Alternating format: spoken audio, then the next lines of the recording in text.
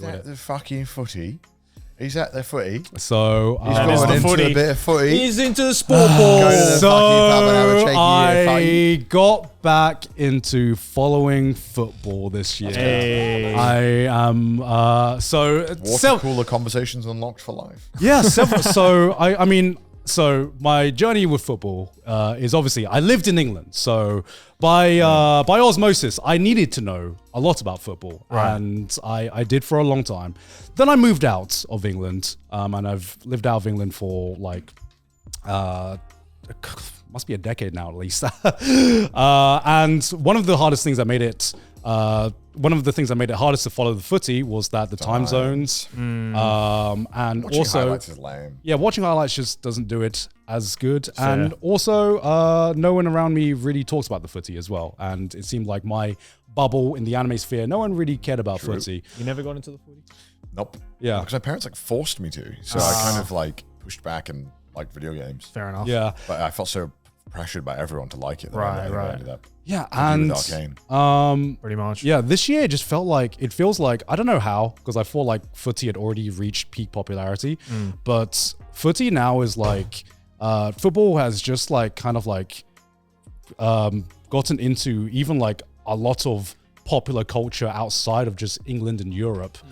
And part of the big reason I got back into it was I watched Ted Lasso, which was I've already talked about it, but such an amazing TV series. Basically, Onizuka takes charge of an English football team. That's the best way I can describe it. Teaches them life lessons as opposed to teaching them football tactics, and somehow it works.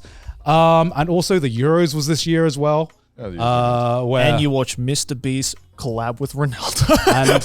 and of course Ronaldo.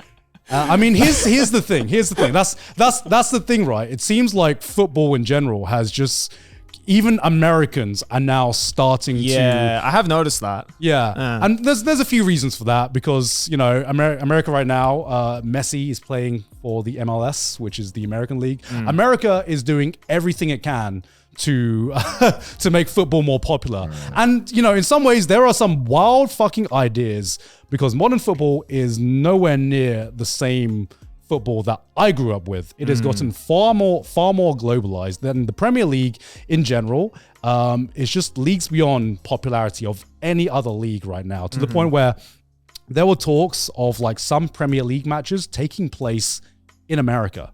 Damn. And that blows my fucking mind that this is, number one, even a conversation, because Is it allowed? I mean, money talks, and I hate that idea personally. I hate that idea, but the fact that we're getting to that point where, you know, Americans are starting to embrace football in general, that blows my fucking mind. And also, there was a time when the team I supported was sucked. Well, it was good, but then it sucked. So the team I support is Arsenal. Yes, there's a Man United fan, and I can't imagine being a modern Man United fan. Let's be honest, that's just embarrassing.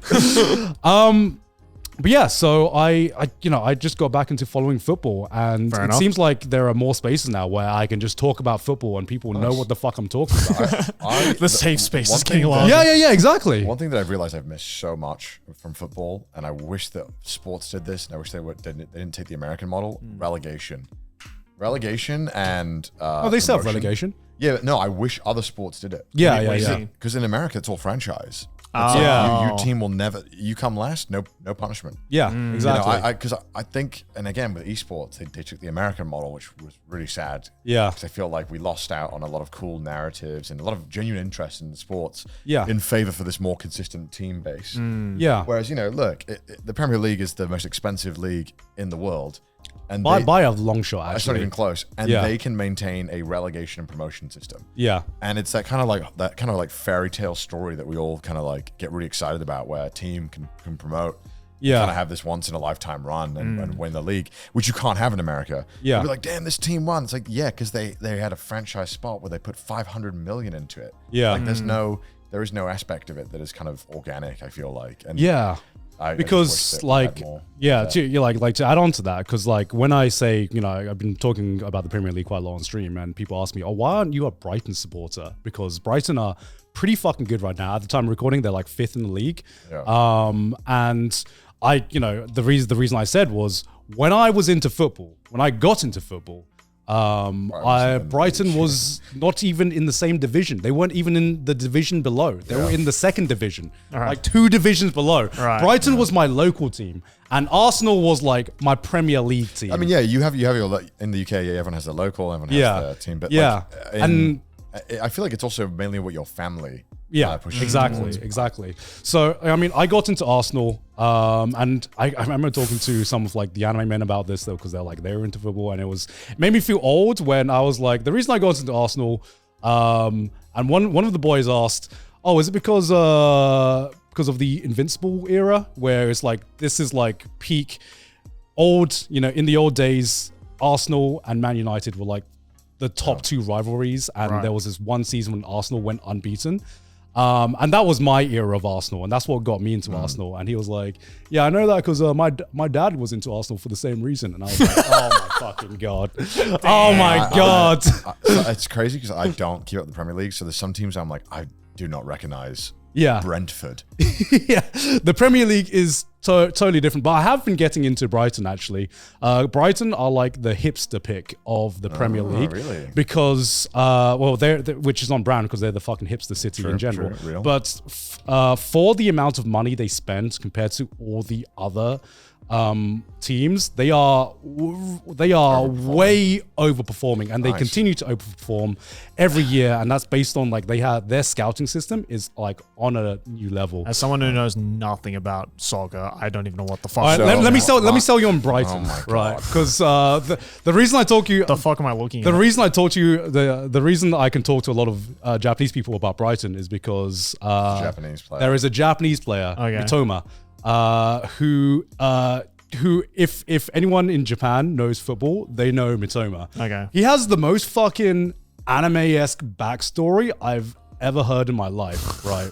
Okay. So this guy, right, as a kid, he was offered professional contract with the team he was playing with, right? And he was like, no. At 10 years old, as a youth, he's like, no, I'm going to turn that down. What I'm going to do is I'm going to go to university, right? And what he does in university is he studies sports science, right? Okay. So he studies and majors in sports science, and his final year's thesis was the art of dribbling, right? And so he takes everything he learned in university, because the reason he wanted to go to university was to literally study football and study the science of football. So he takes everything he learns and he comes back and he just crushes the pro league in Japan, gets signed by Brighton, and is now like he's one of the best dribblers in the league, you know. Wow. This is a man who got up there by fucking studying. That's the Oh, that's cool. That's anime as fuck. Yeah. It is anime I'm glad you as like fuck. football. All right, what else you got? Yeah, all right. That was just me wanting to nerd about football. I mean, obviously in the middle there we've got. We spoke about Elden Ring. So yeah, I mean, I wanted to speak. I didn't want to speak about Elden Ring in particular. I just want to say like banger. This particular my favorite boss battle of all time. You like that? I fucking love that shit. I hate that stupid attack. Fucking hate that dumbass attack that I could never fucking block. I mean, that sounds like a skill issue to me. It is a skill issue. Because I have never had so it took me, I think, it took me 15 hours to complete this boss. Right? God damn. Yeah, me too. So, yeah, Millennia. It took me 15. Clocked in, yeah, out. 15 hours to defeat this boss. And that was like the fastest 15 hours of my life. It's just fun trying. Yeah. I literally, so I streamed this and I stayed up till 5 a.m. to like, I was like, I think I figured her out 10 hours in. All right. But then you figure out a boss, but then the other half of it is just execution. Right. So I was 10 hours in and I was like, I can do it. Yeah. The only thing that stopped me was that Sydney literally needed to, Sydney literally needed to come down. That sounded bad. Why did you pause there? Literally needed to come. I had to help. I had to go and help. It's not this stream, it's the stream before this. So Sydney literally needed to come down and was like, honey, can you come to bed, please? It's 5 a.m. Oh my God. It's 5 a.m. Dodge that shit. That's fucking tight. Yeah, and so, this was the second stream when I woke up, and I did it in like 3 tries afterwards. But I think the biggest thing I liked about this mechanic was she has a lifesteal function. Yeah. And a lot of people hated that. But I think that's the reason I really, really fucking like this boss. Because to me, this boss was like the epitome of like, get good. Yeah, you have to dodge. Because you have to dodge. You have to learn the attack patterns. Some bosses you could just... nice parry. Yeah. Oh my God. Yeah, oh yeah, I also did it the hard way because I had to like parry her that all parry the way. was disgusting. And the reason I fucking loved every second of this was because of that lifesteal function. Because some bosses I kind of like cheese by just tanking more damage and just out damaging them.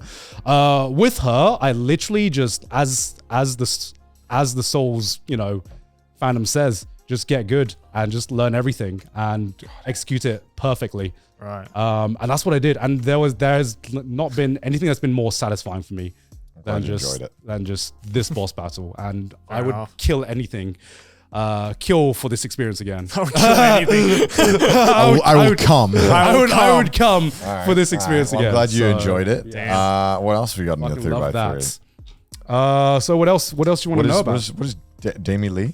Damie Lee. So I fell down a weird rabbit hole in YouTube this year. Nice. Fell down the architecture and city planning rabbit hole. I remember you talking about this. Yeah. Nothing gets me worked out. I have to really credit Damie.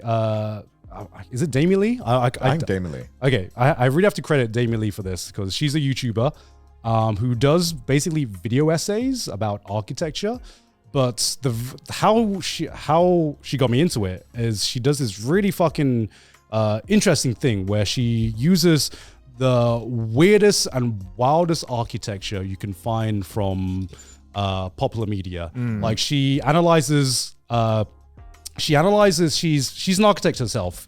So she's clearly very knowledgeable in the subject. I've seen these videos. Yeah, I've definitely seen a few of these. Yeah, so she will analyze maybe the architecture in June and how the buildings really characterize the city that they are trying to portray in the world.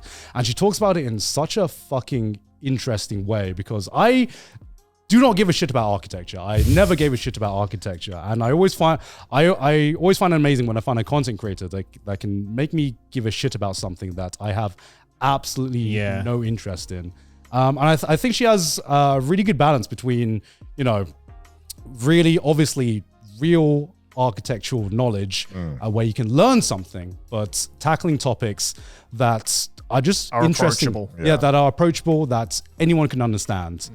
And after watching her, I fell in this weird rabbit hole of like city planning and urbanization, and now I am. That was not on my bingo card for you. Yeah, exactly. And now there are like some topics like talk to me about super blocks and why every city should have super blocks. What the fuck is a super block? What the fuck is this? Okay, let me tell you. Why did you ask that question? Let me tell you about super blocks, Connor. It is a system that almost any city can integrate to get less cars on the roads, right? And giving more power to pedestrians and people walking around. So basically you take a portion of the city and you just make a block out of it, right?